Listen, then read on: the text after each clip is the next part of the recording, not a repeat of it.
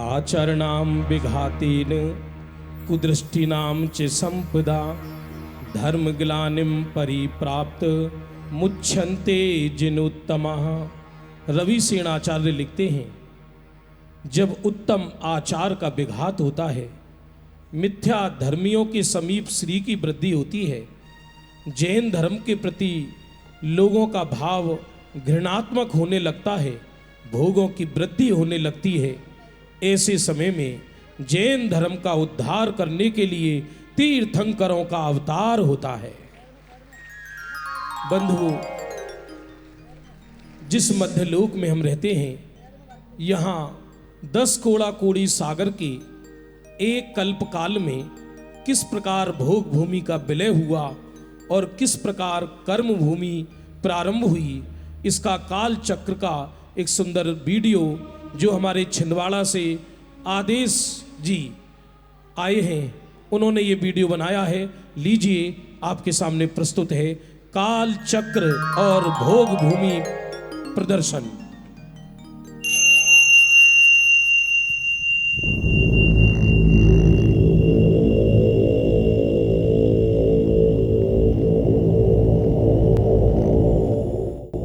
जिनेंद्र देव द्वारा प्रतिपादित इस अनादि अनंत विश्व में काल चक्र निरंतर गतिशील है।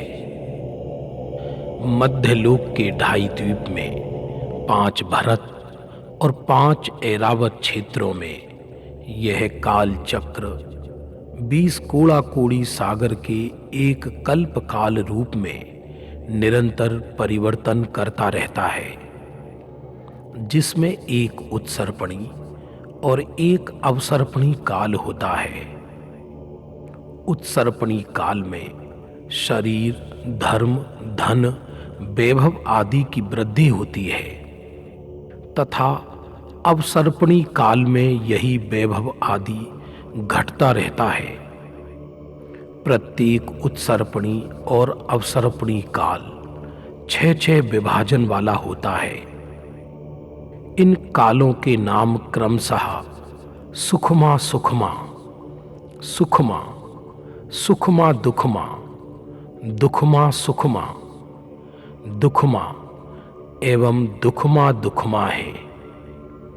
सुखमा सुखमा काल 4 कोड़ा कोड़ी सागर, सुखमा काल 3 कोड़ा कोड़ी सागर, सुखमा दुखमा काल 2 कोड़ा कोड़ी सागर, दुखमा सुखमा काल 42,000 वर्ष कम 1 कोड़ा कोड़ी सागर, दुखमा का एवं दुखमा दुखमा का काल 21,000 वर्ष का होता है। अवसर्पणी काल के सुखमा सुखमा आदि प्रथम 3 काल में स्वरचित भोग भूमि की रचना होती है। प्रथम काल की रचना को उत्तम भोग भूमि, द्वितीय काल की रचना को मध्यम भोग भूमि, तृतीय काल की रचना को जघन्य भोग भूमि कहा जाता है। इन तीनों भोग भूमियों में सामान्यतः इस प्रकार की व्यवस्था होती है। संपूर्ण धरातल धूल, धुआं, कंकर, कांटे आदि तथा विकलत्रय जीवों से रहित होता है। युगलियाओं के रहने के लिए अत्यंत रमणीय भवन उत्तम शैयाओं से युक्त होते हैं। वे सभी प्रासाद इंद्रनील आदि उत्तम मणियों से बने होते हैं। इस काल में नियम से चींटी, खटमल, मच्छर आदि विकलत्रय और असंगी जीव नहीं होते। स्वामी और भृत्य का भेद नहीं होता। भीषण युद्ध, ईर्ष्या और रोग आदि भी नहीं होते। नियम से दिन रात, गर्मी शीत, पर धन पर स्त्री रमण आदि नहीं होते। उत्तम महलों में उत्पन्न हुए भोग भूमियां नियम से पति पत्नी के रूप में युगल रूप से उत्पन्न होते हैं। चौथे दिन बेर के बराबर आहार ग्रहण करते हैं। इस काल में पुरुष और स्त्रियों की उत्कृष्ट ऊंचाई 6000 धनुष एवं आयु 3 पल्ले प्रमाण होती है। यह भोग भूमियां जीव परस्पर सुख सागर में निमग्न रहते हैं। आयु पूर्ण होने पर युगल संतानों को पैदा कर इनका देह कपूर की भांति उड़ जाता है। यह सभी भोग भूमि के मनुष्य दिव्य कल्प वृक्षों से भोग सामग्री प्राप्त करते हैं। पानांग जाति के कल्प वृक्ष 6000 रसों से युक्त मधुर सुस्वादु और पुष्टिकारक 32 प्रकार के पेय द्रव्य प्रदान करते हैं। तुर्यांग जाति के कल्प वृक्ष उत्तम वीणा, मृदंग, शंख आदि विभिन्न प्रकार के वादित्र देते हैं। भूषणांग जाति के कल्प वृक्ष कंकण, कटिसूत्र, हार, मुकुट आदि आभूषण प्रदान करते हैं। वस्त्रांग जाति के कल्प वृक्ष मन और नेत्रों को आनंदित करने वाले नाना प्रकार के वस्त्र प्रदान करते हैं। भोजनांग जाति के कल्प वृक्ष 16 प्रकार का आहार, 108 प्रकार के खाद्य पदार्थ, 363 प्रकार के स्वाद्य पदार्थ एवं 63 प्रकार के रस प्रदान करते हैं। आलयांग जाति के कल्प वृक्ष नंद्यावर्त आदि 16 प्रकार के रमणीय दिव्य भवन दिया करते हैं। दीपांग जाति के कल्प वृक्ष सुंदर ज्योति से युक्त महलों के अंदर दीपकों के सदृश प्रकाश देते हैं। भाजनांग जाति के कल्प वृक्ष बहुत प्रकार के रत्नों से निर्मित थाल, झारी, कलश आदि प्रदान करते हैं। मालांग जाति के कल्प वृक्ष 16,000 रूप पुष्पों की विविध मालाएं देते हैं। तेजांग जाति के कल्प वृक्ष करोड़ों सूर्य की कांति को हरण करने वाले उत्तम प्रकाश प्रदान करते हैं। इन भोग भूमियाओं का सुख व भोग चक्रवर्ती की अपेक्षा अनंत गुना होता है। जो जीव मंद कसाई है, 4 प्रकार के दान देने में अति आसक्त है, ऐसे जीव प्रायः भोग भूमि में पैदा होते हैं। धीरे धीरे इन भोग भूमियाओं का वैभव घटता गया। आयु, भोग और शक्ति कम होती गई और इस प्रकार तृतीय काल के कुछ कम एक पल्योपम के 8वें भाग प्रमाण शेष रहने पर अचानक आकाश में चंद्र और सूर्य दिखाई देने लगे। यह देखकर भोग भूमियां जीव घबराई तथा प्रतिश्रुति नामक प्रथम कुलकर ने युगलिया जीवों को इस प्रकार संबोधित किया। हे आर्यो, अब चतुर्थ काल नजदीक आने वाला है। तृतीय काल के समाप्ति के लक्षण दिखाई देने लगे हैं। तेजांग जाति के कल्प वृक्षों का प्रकाश क्षीण होने लगा है, जिससे आकाश में चंद्र सूर्य दिखाई देने लगे हैं। यह सुनकर सभी भोग भूमियां जीव शांत भाव को प्राप्त हुए। प्रतिश्रुति कुलकर के बाद मनु आदि 13 कुलकर और उत्पन्न हुए। उन सब ने भोग भूमि के नष्ट होते हुए भोगों के विषय में समझाकर मनुष्यों को जीने का मार्ग सिखाया।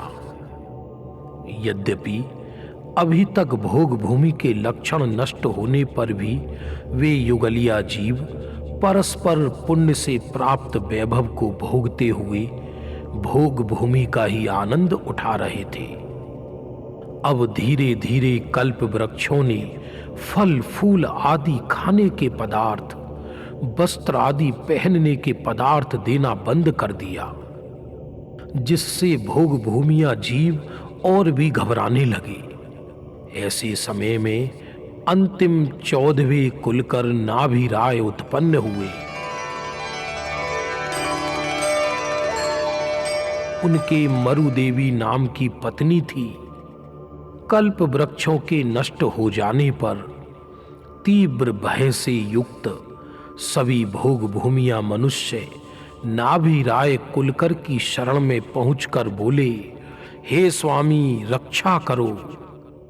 नाभि राय करुणा पूर्वक उन मनुष्यों को आजीविका का उपदेश देने लगे। वे कहने लगे, धरती में उत्पन्न फल फूल धन धान्य आदि का सेवन करो। वृक्षों से तोड़कर केला श्रीफल आदि खाओ और गाय का दूध पियो। तदनुसार आचरण करके वे सब मनुष्य नाभि राय के प्रसाद से सुखपूर्वक जीवन व्यतीत करने लगे। इंद्र ने अवधि ज्ञान से नाभि राय और मरुदेवी को अंतिम युगलिया अथवा कर्म भूमि के प्रथम जीव जानकर उनका औपचारिक विवाह उत्सव संपन्न किया। हमारे चरित्र नायक प्रथम तीर्थंकर ऋषभदेव का जन्म माता मरुदेवी के गर्भ से होगा। ऐसा जानकर बुद्धिमान इंद्र ने अयोध्या की रचना कर नाभि राय का राज्याभिषेक किया।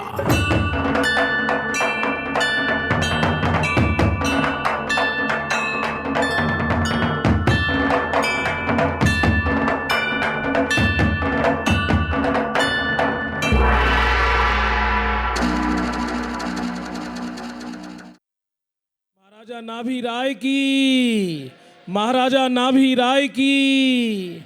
बंधु, हमने देखा कि किस प्रकार भोग भूमि समाप्त हुई और तृतीय काल में ही कर्म भूमि प्रारंभ हो गई। महाराजा नाभि राय के यहाँ राजा भगवान ऋषभदेव का, बालक ऋषभदेव का जन्म होगा। उससे पूर्व 9 महीने 6 महीने पहले से ही माने 15 मास तक रत्नों की वर्षा होती है। देखिए किस प्रकार रत्नों की वर्षा होती है।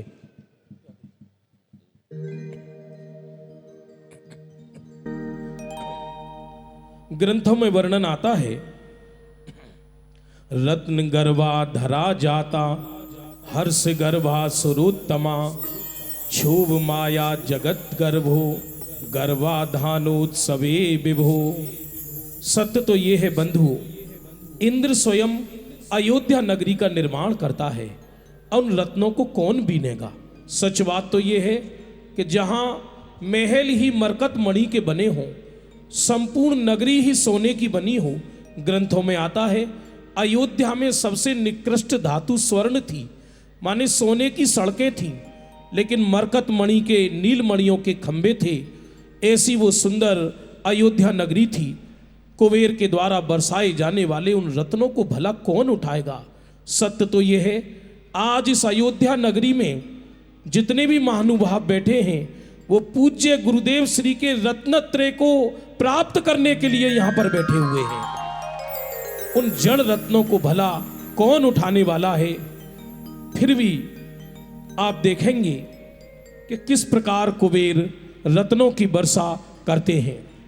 अरे बह रही रे रतन की धार आज इस नगरी में, बह रही रे रतन की धार आज इस ऐसे काम नहीं चलेगा। जरा दोनों हाथ उठा लीजिए।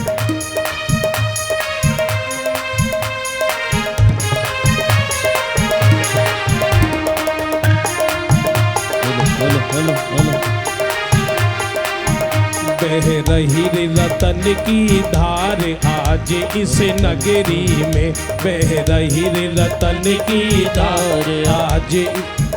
हेलो हेलो, जरा दोनों हाथ ऊंचे।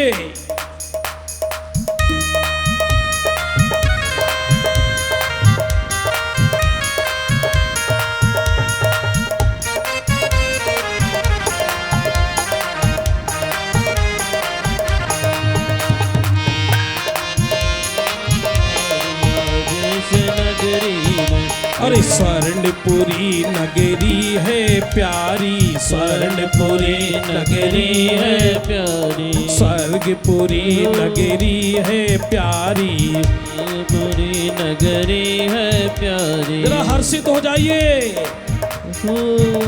अरे स्वर्णपुरी नगरी है प्यारी, स्वर्णपुरी नगरी है प्यारी, अयोध्यापुरी नगरी है प्यारी, अयोध्यापुरी नगरी है प्यारी। और बह रही रे धर्म की धार आज इस नगरी में, बह रही रे धर्म की धार आज इस नगरी में। जरा एक बार ऐसे कर लीजिए पीछे वालों।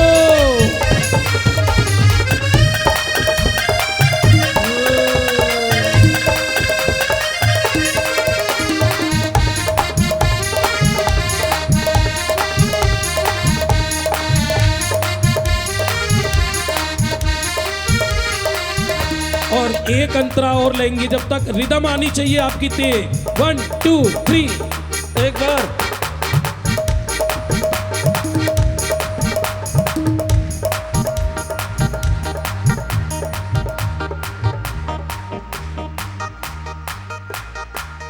बह रही रे धर्म की धार आज इस नगरी में, बह रही रे धर्म की धार आज इस नगरी में। अरे कौन देश से प्रभुवर आएंगे, कौन देश से प्रभुवर आएंगे, हमको मुक्ति मार्ग दिखाएंगे, हमको मुक्ति मार्ग दिखाएंगे। और बह रही रे धर्म की धार आज इस नगरी में, बह रही रे धर्म की धार आज इस नगरी, बह रही रे धर्म की धार आज इस नगरी में।